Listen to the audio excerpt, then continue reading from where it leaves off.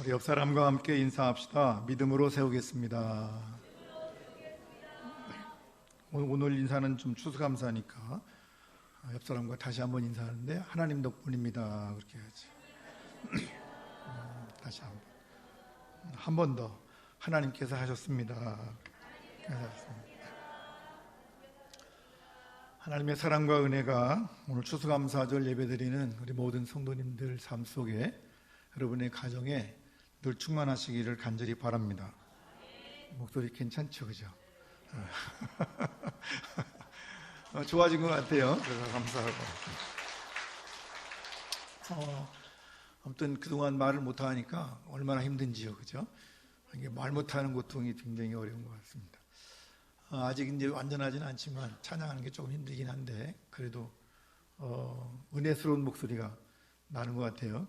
기도 많이 한 목소리가 나는 것 같아서 하나님께서 아예 그렇게 목소리를 만들어 주신 것 같은데 감사합니다.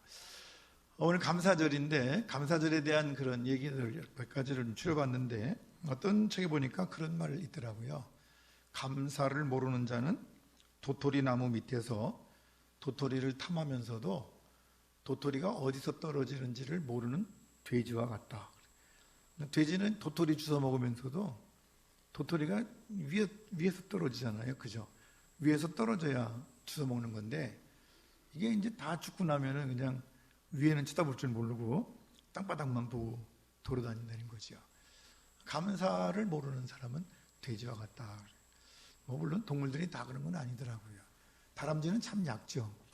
얘는 밑에서 주워 먹기도 하지만 올라가서 따먹기도 하죠. 그러니까 어떤 면에서 보면 영적으로는 돼지 같은 사람이 아니라 우리 다람쥐 같은 사람이 돼야 될 줄로 믿습니다. 오프라 윈프리라고 하는 분은 그런 얘기를 했어요. 많은 말을 했지만 감사 일기를 만들어서 매일 밤 고마운 것들 5가지를 적어라. 그러면 너희가 새로운 희망을 갖게 될 거다. 그렇게 감사 일기를 쓰면 새로운 희망이 생긴대요. 할렐루야. 그래서 아무튼 여러분 감사 일기를 쓰라고 자꾸 얘기하는 거예요. 노트가 없으면 행정실에 가시면 공책 줄 겁니다. 감사 노트를 써보세요. 그냥 작은 거라도 하나님 오늘 친구 만나게 하셔서 감사합니다. 뭐 그런 거죠. 어쨌든 하루에 5가지를 적어보려는 거예요. 키케루라고 하는 철학자는 그런 얘기를 했어요. 감사하는 마음은 가장 위대한 미덕일 뿐 아니라 다른 모든 미덕의 근원이 된다. 감사가 모든 덕의 뿌리이기도 하지만 근원이 되기도 하지만 오히려 위대한 미덕, 열매이기도 하다. 그런 얘기죠. 그러니까 뿌리와 열매가 다 뭐로 통하는 거 아니? 감사로 통한다. 그런 얘기예요. 외국 사람만 그런 얘기한 게 아니라 이제 우리나라에 있던 이어령 교수, 요즘에 이제 늦지막히 예수 믿고 요즘에 아주 예수님이 열심히 전하시는 이어령 교수는 그런 얘기를 했어요. 감사하는 마음은 타인을 향한 감정이 아니라 자신을 향하는 감정이다. 감사를 하면 누가 풍성해지는 거 아니? 내가 풍성해진다는 거예요. 다른 사람을 향한 감정이 아니라 나에 대한 감정, 나를 향한 것이기 때문에 내가 감사하고 내가 더 기쁘게 살아갈 수 있다는 거죠. 콘라드라고 하는 사람은 또 재미난 말을 했습니다. 믿음 있는 그런 얘기인데 거듭나지 못한 사람의 특징은 감사가 없는 것이다. 그래. 거듭나지 못한 사람의 특징이 감사가 없는 것이면 그럼 반대로 거듭난 사람의 특징은 뭐죠? 감사하는 거죠. 거듭난 사람은 감사가 특징이 되고 거듭난 사람들은 늘 감사하면서 사는 거예요. 초대교회 목사님이었던 암브로스라고 하는 분은 그리스도인에게 담례, 감사의 의무보다 더 긴박한 의무는 없다. 그리스도인들에게 제일 급한 게 뭐냐? 제일 급한 게 감사라는 거예요. 감사. 그래서 우리 기독교인들은 항상 감사하고 살려는 거죠. 그러면 성경은 뭐라고 말하죠? 범사에 감사하라. 범사가 뭐예요? all thing, everything, 모든 일에서 감사하라. 어떤 일이든지 감사하라. 그것이 하나님의 뜻이다. 그렇게 얘기했죠. 근데 우리는 이제 감사를 하는데 사실은 감사도요, 그냥 하는 게 아니고 배워야 감사가 되더라고. 어린아이들은 감사를 잘 모르잖아요. 근데 자꾸 가르쳐야 돼. 가르쳐야. 그래서 우리가 감사를 배우는 여러 가지 루트가 있어요. 방법들이 있는데 첫 번째는 이제 욕구가 충족되면서 배우기도 하죠.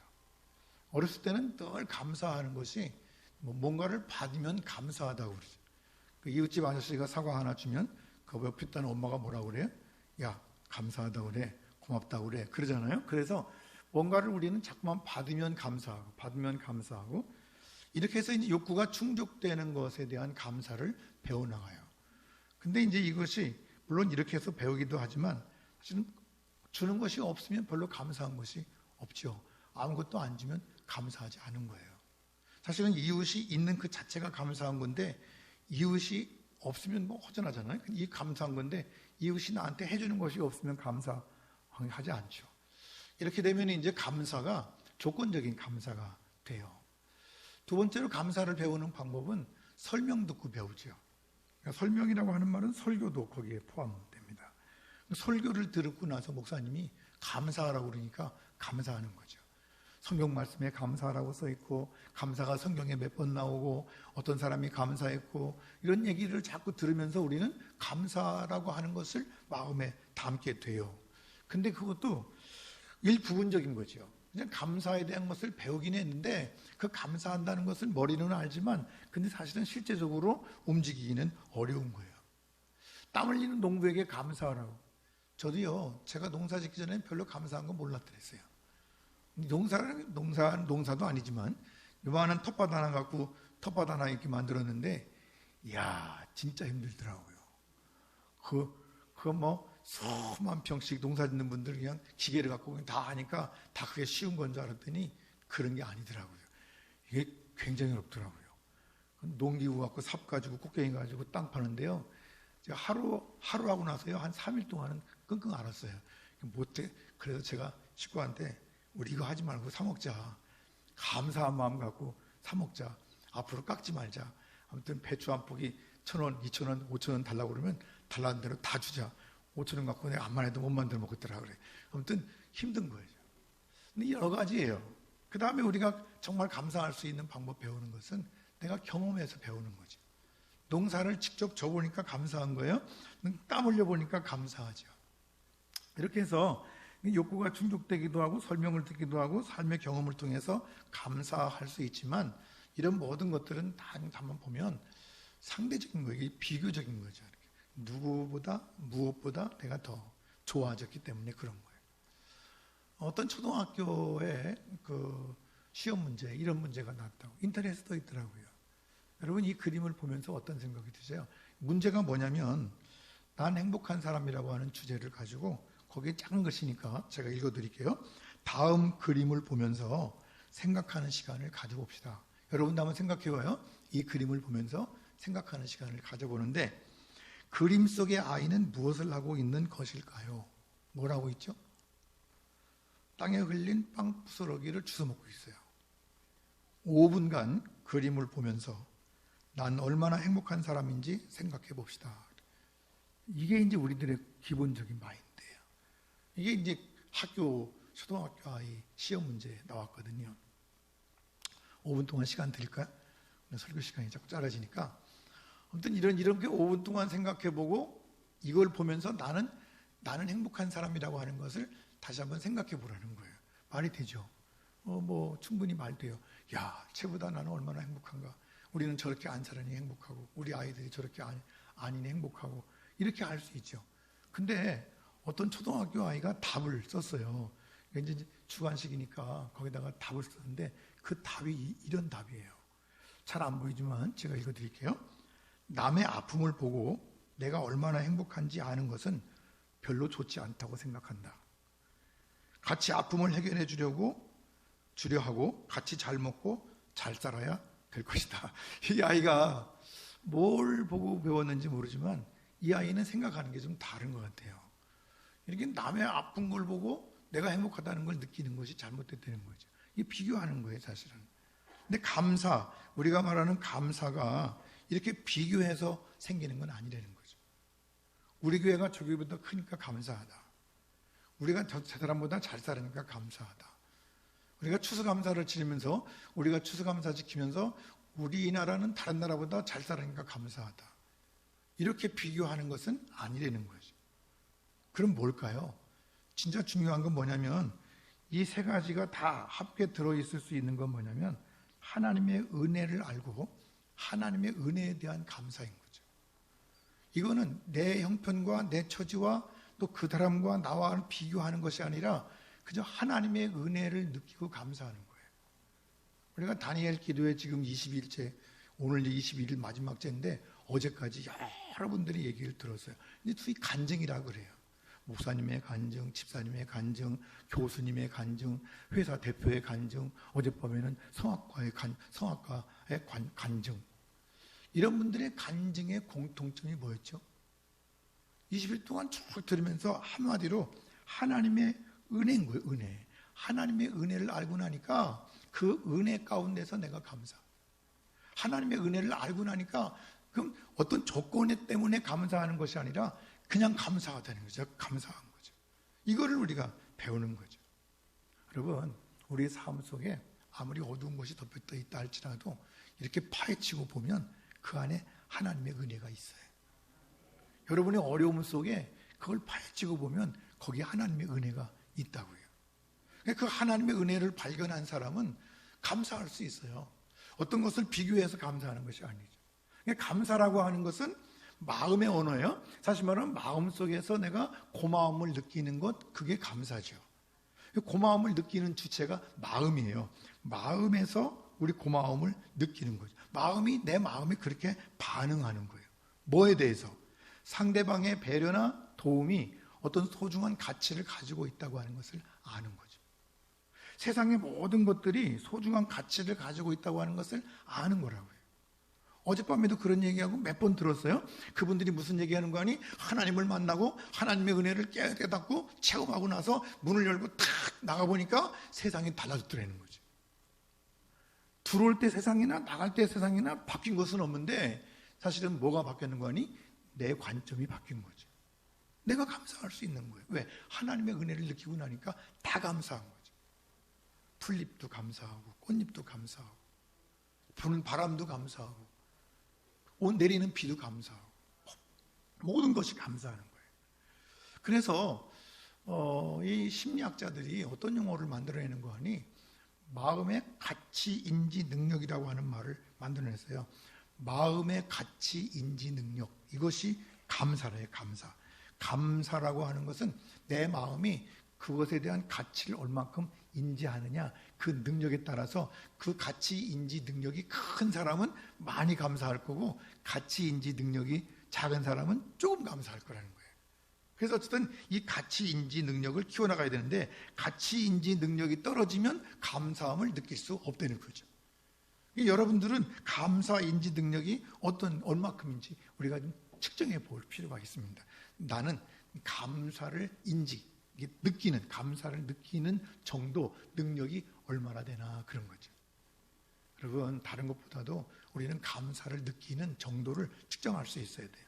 감사의 능력은 마음의 성장의 결과로 생기는 거예요. 감사하는 능력, 이것이 감사의 인지 능력을 바탕으로 감사에 나타나는데 그 가치라고 하는 게 뭐냐? 가치라고 하는 값인데 인간의 욕구나 관심을 축동시키고 충족시켜주는 거죠. 충족. 그런 것이나 그런 생각인데 어쨌든 충족시키는 거예요. 근데 성경은 우리 인간의 생각을 충족시킬 수 없다고 말해요. 만족시킬 수 없죠. 어쨌든 그래도 가치예요. 어떤 사물이 지니고 있는 어떤 문제, 어떤 사건이 지니고 있는 쓸모, 어떤 값에 대한 얘기인데 이 값이 얼마냐, 내가 그것을 얼만큼 인정하느냐, 그런 게 중요한 거죠. 그래서 저와 여러분이 이 가치 있는 능력을 가지기를 바랍니다. 이것이 이제 우리 신앙적인 이야기로 교회에서 하는 얘기는 뭐냐면 이 가치 인지 능력, 인간의 욕구나 관심을 축적시키는 것과 사물이 가지고 있는 쓸모를 우리가 가치를 주는 건데 그게 뭐냐면 회개하고 복음을 믿는 거예요. 이게 회개한다고 하는 말은 뭐랬죠? 우리는 할 수 없습니다. 인간의 욕구나 관심을 충족시킬 수 없습니다 하는 것을 깨닫고, 그리고 사물이 지니고 있는 쓸모, 어떤 하나님의 은혜, 그 하나님의 은혜를 믿는 거예요. 그래서 심령이 가난한 자가 복이 있는데 천국이 그들의 것임이고 은혜를 사모하는 자에게 하나님께서 하늘나라를 허락하시는 줄로 믿습니다. 그래서 우리가 이 회개하고 복음을 믿는 것이 뭐냐면 가치 인지 능력을 상승시키는 거죠. 그래서 제가 이 가치, 마음의 가치 인지 능력을 좀 바꿨어요. 그 뭐라고 바꿨는 거 아니? 은혜 인지 능력이라고. 얼만큼 은혜를 인지하냐? 하나님의 은혜를 얼만큼 인지하냐. 오늘 추수감사절에도 마찬가지예요. 우리가 감사절 예배 드리지만 하나님의 은혜를 내가 얼만큼 느끼냐, 인지하느냐에 따라서 우리는 그만큼 더 감사할 수 있기도 하고 그 감사가 점점 확대되기도 하죠. 이번 주에 계속 찬양들 부르는 찬양들 보니까 은혜 찬송을 많이 하더라고요. 그 중에 하나 이제 이런 찬송이 은혜 아니면 살아갈 수가 없네. 호흡마저도 다 주의 것이니 세상 평안과 위로 내게 없어도 예수 오직 예수뿐이네. 은혜 아니면 살아갈 수가 없네. 나의 모든 것 주께 맡기니 참된 평안과 위로 내게 주신 주 예수 오직 예수뿐이네. 크신 계획 다 볼 수 없고 작은 고난에 지쳐도 주께 묶인 나의 모든 삶 버티고 견디게 하시네. 은혜 아니면 살아갈 수가 없네. 나의 모든 것 다 주께 맡기니 참된 평안과 위로 내게 주신 주 오직 예수 오직 예수뿐이네.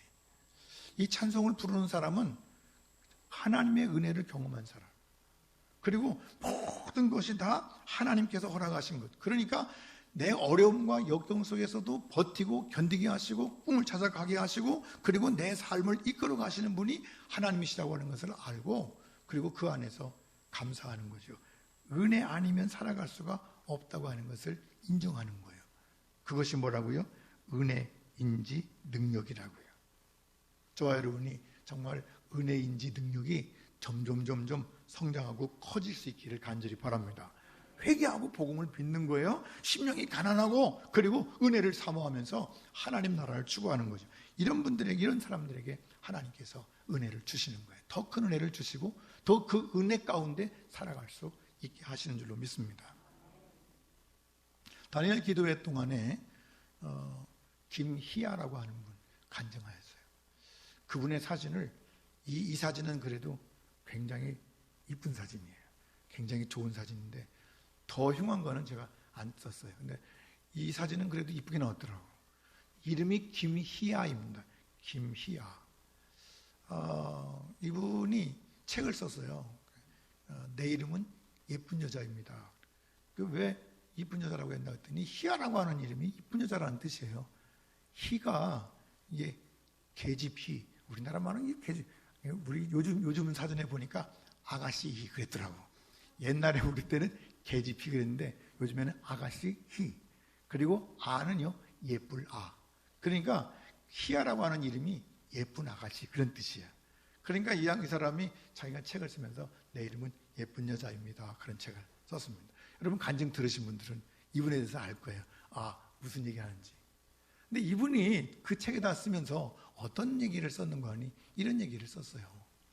아픔이 없었다면 감사를 몰랐을 것입니다. 슬픔이 없었다면 기쁨도 몰랐을 것입니다. 그러니까 아픔이 있었기 때문에 뭘 알아요? 감사를 알죠. 슬픔이 있었기 때문에 뭘 또 알아요? 기쁨도 아는 거예요.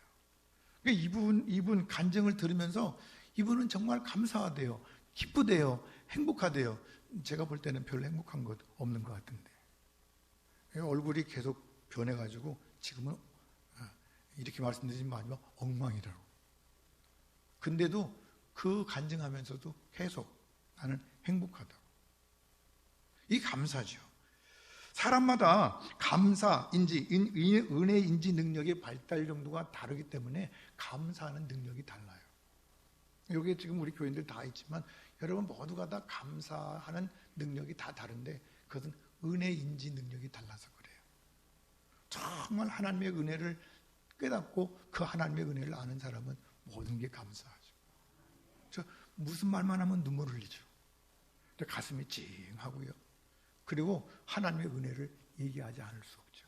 모든 게 다 하나님의 은혜죠. 원망, 불평, 짜증, 비난, 비판 이런 것보다는 오히려 늘 감사하게 되지요. 은혜인지 능력이 발달하지 않으면 감사 능력을 갖출 수가 없어요.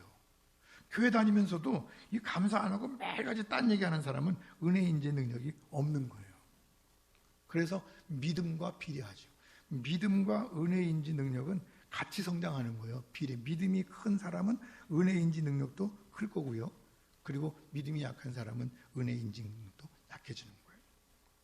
어떤 책에 보니까 감사의 단계가 있다고 하더라고요. 감사의 단계. 제일 밑에 4번째, 4번째 단계가 뭐냐면 감사의 의미를 아는 사람. 지식으로 알아요. 아, 감사가 이런 거야 라고 의미를 아는 사람. 두 번째, 세 번째 단계는 뭐냐면 마음으로만 느끼는 사람. 아, 감사한 마음이 느껴져. 그걸로 끝이야. 근데 이제 두 번째 단계는 뭐냐면 느끼지는 못하지만 말과 행동으로 표현하는, 별로 그렇게 감사하다는 건 모르지만 아무튼 선물도 하고 그냥 그렇게 표현하는 사람. 근데 이 두 번째, 세 번째는 같은 거래요. 근데 이거는 뭐 비슷비슷하다고 그래요. 이게 제일 하라고 그러면 이건 중쯤 되고요. 그 다음에 이제 제일 좋은 게 뭐냐면 감사를 느끼고 행동하는 능력을 갖는 사람. 이 사람이 제일 상이죠. 제일 위에 있는 거죠. 그래서 우리는 감사를 느끼고 행동하는 능력까지 같이 갖추고 있을 때 그때 우리가 온전한 감사를 할 수 있는데 그 감사가 뭐냐? 하나님의 은혜를 아는 거죠. 은혜, 인지, 능력이 큰 사람을 말하는 거예요. 이것이 높은 사람, 감사인지 능력이 높은 사람. 따지고 보면 감사하는 것이 굉장히 어려워요. 머리는 아는데 행동으로 잘 안 될 때가 많아요. 여러분은 무엇 때문에 감사합니까? 감사하는 조건들이 참 많죠. 많은 사람들에게 물어보면 감사의 조건들이 여러 가지예요. 어떤 사람은 나는 부모님 때문에 감사합니다. 부모님 때문에 감사 안 하는 사람도 있지만 부모님 때문에 감사하기도 하고 형제 때문에 감사하고 배우자 때문에 또 연인 때문에 친구 때문에 자식 때문에 또 자연 모든 것을 보면서 동물과 식물과 직장 이런 등등등등을 보면서 하나씩 다 감사. 그러니까 따지고 보면 감사의 대상이 많을수록 삶의 행복도가 올라가는 거예요. 감사의 대상이 자꾸만 많아져야 돼요. 감사의 대상이 자꾸만 많아질수록 삶의 행복도는 자꾸만 올라가게 돼 있고요. 은혜인지 능력이 발달한 사람에게는 따지고 보면 실패와 좌절과 고통이 오히려 감사의 대상이 되기도 해요. 실패가 다 나쁜 건 아니거든요. 실패를 통해서 하나님 역사하시죠. 또 그 안에서 역사하신 하나님 만나게 되고 그로 인해서 감사하게 되더라고요. 많은 사람들이 실패한 걸로 끝나냐? 그렇지 않죠. 이렇게 실패와 좌절과 고통이 결국 우리를 어떻게 만드는 거 아니? 우리의 심령이 가난하게 하고 은혜를 사모하게 하는 거예요. 그렇기 때문에 이런 것을 통해서 결국 누구를 찾게 되는 거 아니? 하나님을 찾게 되죠. 하나님을 찾고 그리고 하나님을 찾음으로 하나님을 만나게 되는 놀라운 은혜를 경험하게 되는 줄로 믿습니다. 다니엘 기도의 간증자들의 내용이 다 그거예요. 나락으로 내려갔는데 어떤 분은 그래요. 밑바닥까지 갔는데 그거보다 밑바닥 파고 들어갈 정도로 그렇게 어려웠다는 거죠. 아니 저는 밑바닥이라는 얘기는 들어봤지만 밑바닥보다 더 파고 들어갔다는 얘기 처음 들어봤어요. 또 어제가 그러더라고. 밑바닥에 내려갔는데 그것보다 더 처절하게 더 밑바닥으로 내려간 그 속에서 거기에서 결국 뭘 얘기해요? 아, 나는 안 되는구나. 내가 할 수 없구나. 그럼 어떻게 하면 될까? 죽을까? 그러다가 만난 게 누구죠? 하나님 만나죠. 옛날에 얘기했던 부모님이 자기에게 교회 가라, 하나님 만나야 된다, 교회 가라 했던 말씀이 떠오르면서 교회 가고, 교회 가서 하나님 만나고, 하나님 만나고 나니까 그렇게 심령이 가난한 자가 돼서 은혜를 사모하고 나니까 하나님을 만나게 되고 그 안에서 하나님과 더불어 더 풍성한 행복한 은혜로운 믿음의 삶을 살게 되었다. 이것이 지난 20일 동안 간증의 내용들의 핵심입니다. 다른 거 없습니다. 다 방법이 같습니다. 다릅니다. 다 다른 방법으로 만났지만 결국은 그거 얘기하는 거예요. 그거 회개하고 복음을 믿으라 이 말하는 거예요. 우리가 잘 지금 말씀드린 대로 김희아 씨도 그러죠. 이 양반도 얼마나 버림받았어. 날 때부터 한쪽에 이렇게 그 점이 큰 점이 있어. 부모님이 버려서 고아원에서 그 보육원 원장이 주워다가 이름을 지어줬는데 희아라고 예쁜 여자라고 지어줬다는 거예요. 그래서 살아왔어요. 그러나 간증하는 사람이 됐잖아요.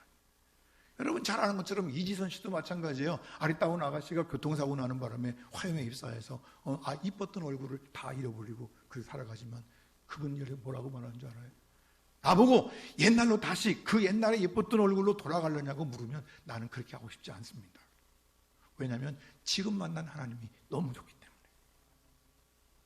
여러분 비교할 수가 없는 거예요. 과거에 예뻤던 그게 문제가 아니라 지금 하나님 만나고 주님과 함께 동행하는 삶이 더 감사한 거죠. 닉 부이치라고 하는 사람은 우리가 간증 들어봤잖아요. 이 사람은 태어날 때부터 양팔이 없고요, 다리도 없어요. 그냥 이렇게 자기 표현에, 이 사람 표현에 치킨 닭다리 같은 거 하나 이렇게 붙어 있어요. 한쪽에 닭다리 같은 거 하나 붙어 있는 게 전부예요.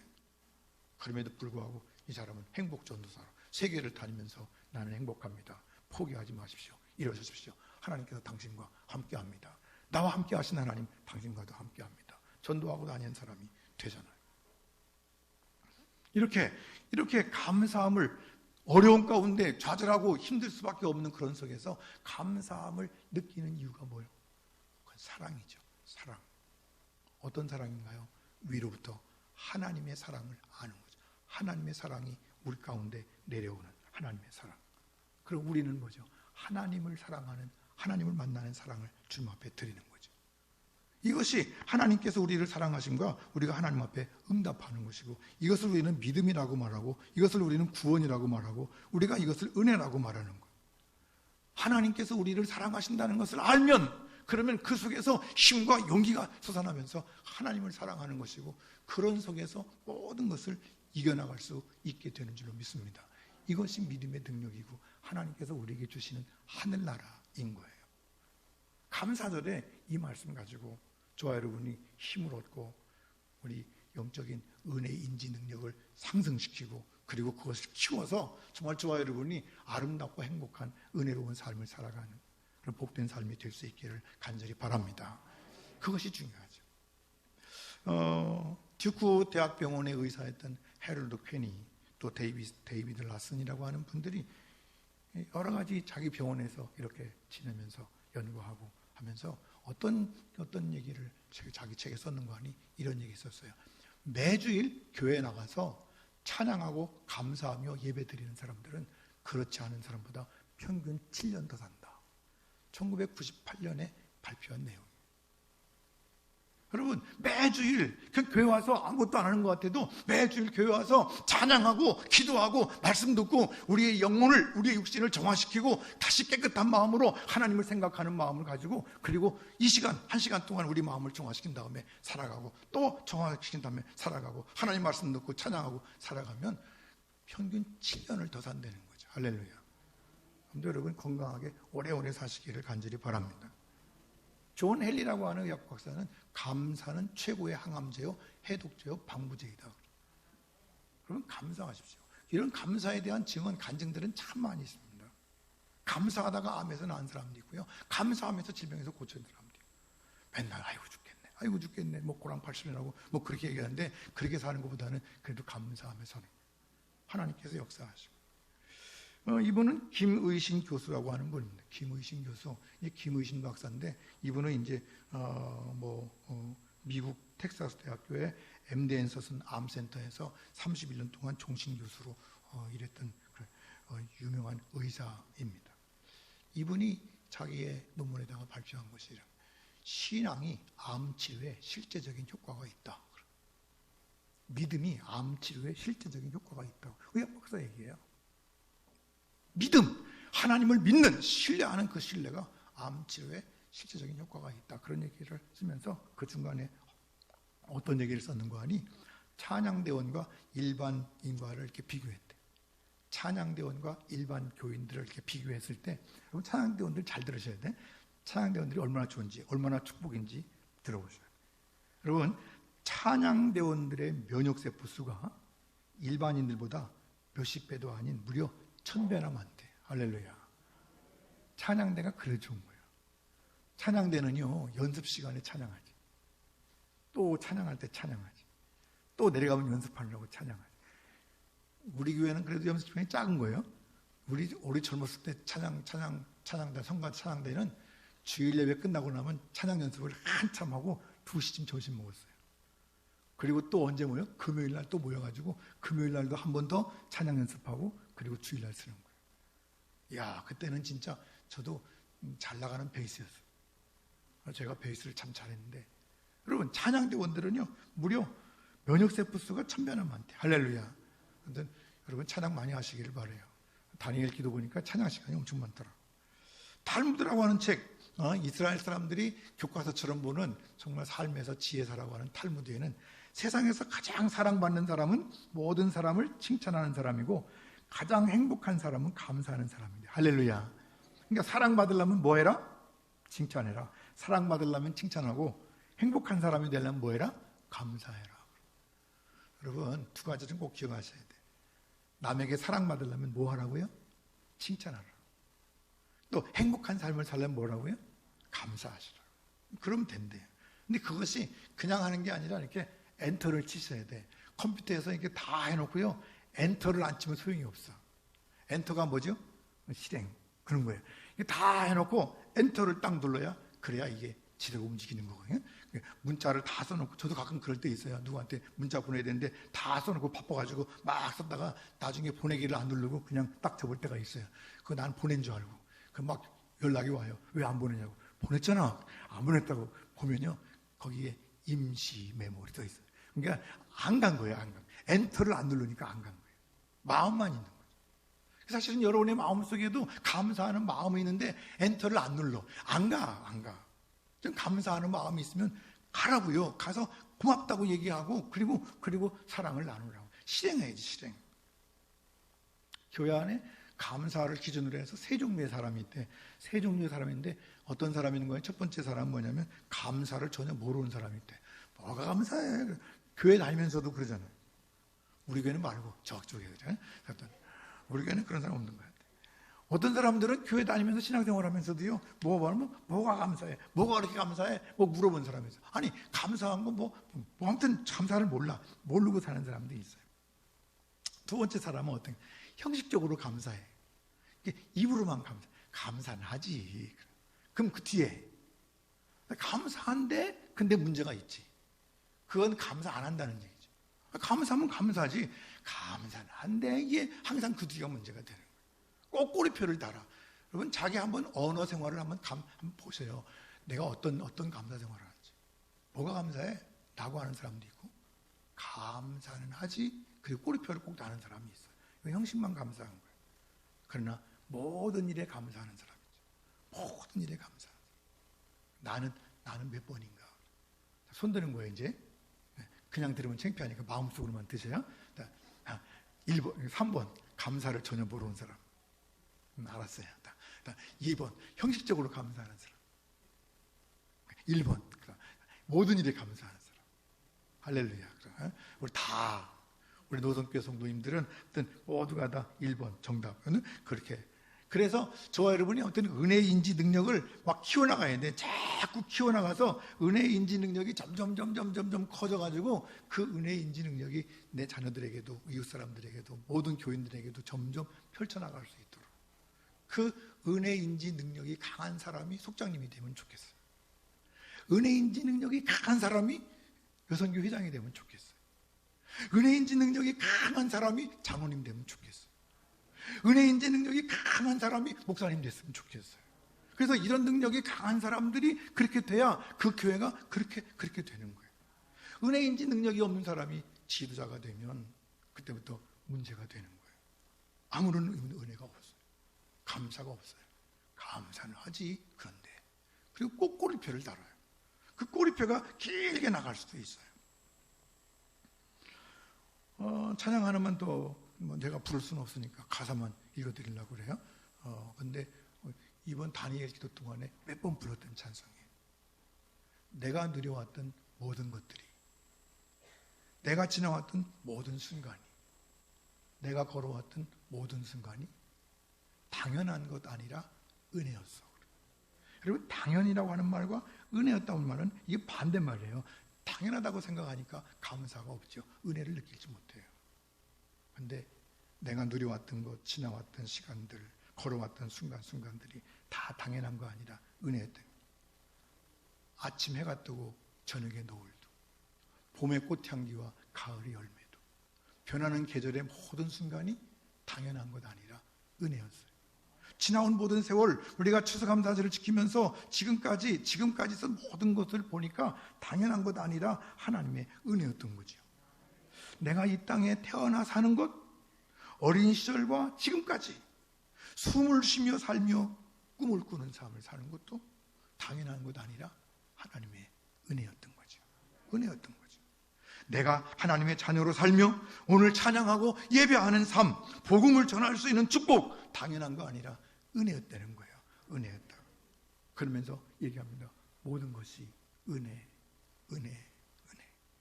한없는 은혜. 내 삶에 당연한 건 하나도 없었던 것을 모든 것이 은혜였어. 그래요. 이 찬송을 여러분 집에 가서 한번 들어보십시오. 정말 은혜스럽습니다. 조용하게 부르고 또 부르고. 여러분 어떤 분이 이 찬송을요 1시간짜리로 올린 사람이 있어. 이 찬송을 부르고 또 부르고 또 부르고 또 부르고 걸 이 찬송 하나만 가지고 1시간 동안을 그렇게 파일로 해서 인터넷에 올렸더라고요. 제가 한번 틀어봤어요. 서재에 앉아가지고 1시간 동안 이 찬송을 듣고 또 듣고 또 듣고. 1시간 동안 들으면서 얼마나 모든 것이 감사하죠. 들으면 들을수록 정말 중요한 거예요. 모든 것이 하나님의 은혜인 줄로 믿습니다. 그러면 현대인들에게 잊혀진 계명이 있다면 사실은 감사라는 계명입니다.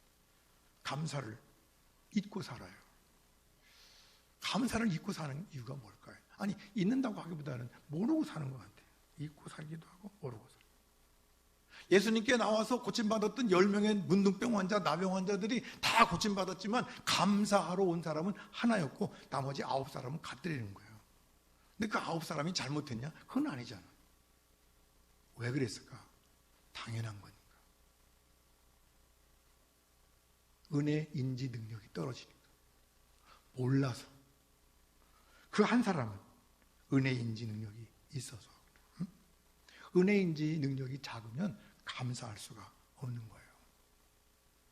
오늘 추수감사절을 지키면서 저와 여러분이 은혜 인지 능력을 좀 상승시키고 키워갈 수 있기를 간절히 바랍니다. 기도하셔야 돼요. 하나님, 은혜를 느끼게 하여 주시옵소서. 은혜를 주시옵소서. 그래서 그 은혜를 인지하게 하시고, 그 은혜를 느끼지 못해서 감사 없는 예배, 감사 없는 찬양, 감사 없는 헌신, 감사 없는 봉헌 이런 거 하는 것이 아니라 우리 은혜인지 능력을 확 키워가지고 근육을 단단하게 해서, 그래서 감사로 드리는 예배, 감사로 가득 찬 찬양, 감사로 드리는 헌신, 감사로 드리는 봉헌, 감사로 사는 삶, 이런 삶을 우리가 살아내야 될 줄로 믿습니다. 그 삶을 살아가자고 하는 것, 그게 추수감사예요. 감사 헌금만 드리고 끝나는 게 아니라, 하나님, 이제부터 우리가 감사하는 삶을 살겠습니다. 내 은혜 인지 능력을 키워가면서 날마다 점점 더 감사할 수 있는 삶을 살아갈 수 있도록 주님 도와주시고 주님 만나 주시옵소서. 그렇게 하는 거죠. 오늘 본문 말씀 가운데 보니까 이 감사절에는 함께 즐거워하래요. 함께. 그래서 우리가 함께 키워가는 거예요. 노선교회 교인들이 함께 은혜 가운데 성장할 수 있기를 바랍니다. 온전히 즐거워하래요. 여기서 온전이라고 하는 말은 원어를 보니까 진짜로 그런 거예요. 진짜로. 그냥 하지 말고 진짜로 기뻐하래.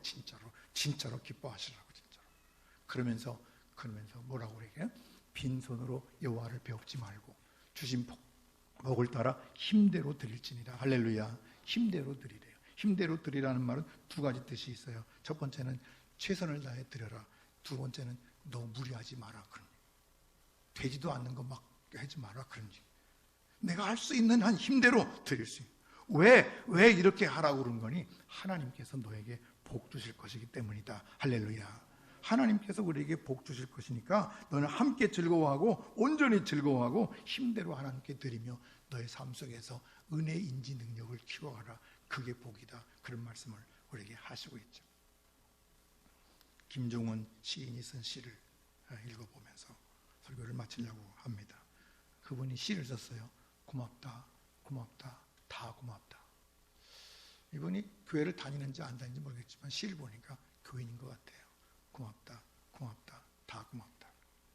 세상을 산다는 게 문득 외로워져 집을 나와 겨울 거리를 걸어보니 차가운 바람의 한기를 느끼며 그동안 나의 몸을 따스하게 감싸주었던 두꺼운 외투에게 고맙고, 외투가 없으면 춥다는 걸 느끼게 해주는 내 몸에게도 고맙다.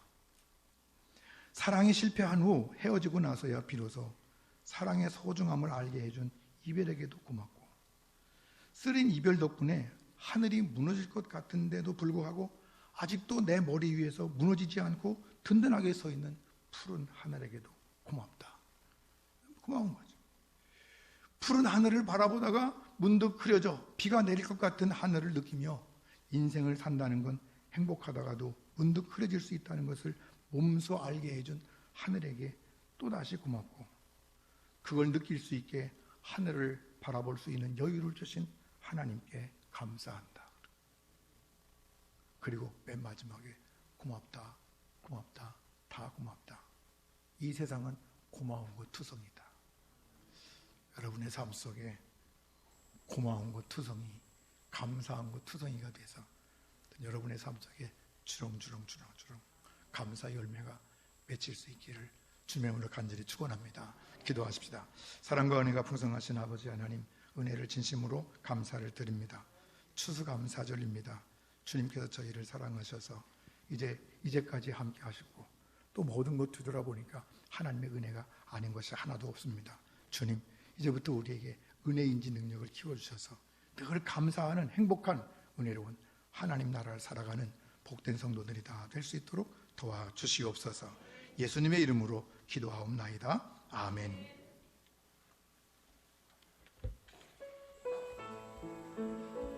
찬양하면서 예물 드리겠습니다.